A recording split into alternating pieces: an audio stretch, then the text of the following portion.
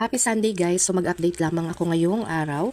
And ang nabenta lang natin ngayon is dalawang boom soap na na wipes. So ito, konti na lang rin siya guys kaya nag-order na rin ako. Tapos, update lang pala ako guys dahil bukas ay may pasok na tayo. So, isasabay ko na rin yung pagbayad sa ating mga loan or yung ating utang. So, first dito sa ating S-loan. So, may S-loan tayo na worth 1,607. Kompleto na ito siya guys dahil nahulug-hulugan ko rin ito siya. Tapos, next naman, etong ating mabilis cash. So, ang gawa natin guys is 200 pesos per day. Ayan siya. So, nakumpleto ko na po siya. Yan. So, kahapon, last na hulog natin ay, ayan, balance natin 351. Tapos, ngayon, ging full ko na siya. Yan. So, bukas, bayad na naman tayo ng ating kautangan. So, ito guys, yung ating loan ay ginagamit ko sa ating online business o yung ating sideline.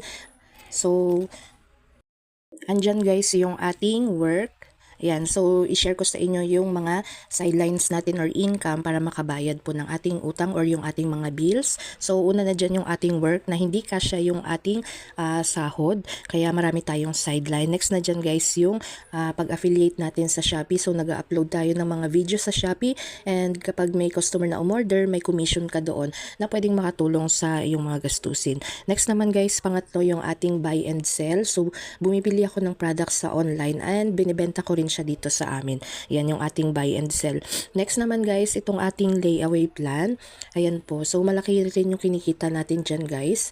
Tapos panglima guys, yung ating GCash at saka yung load na mabenta sa opisina. Next naman pang-anim, yung ating rental. Sa rental guys, meron na kaming camping tent na 6 na piraso na every week talaga ay may nagre-rent.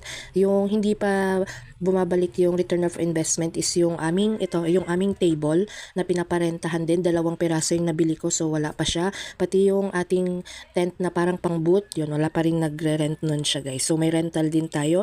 And pang-pito yung ating perfume. Ayan, na malaki din naman sana yung kikitain natin kung marami tayong stock. So yan guys yung 7 na income natin, kaya nakakapagbayad tayo ng loan. So paikot-ikot lang yan sila guys. So ayan, sana may nakuha kayong idea. Yan lamang ang aking update for today's video. Yan lamang. Thanks for watching. Bye bye.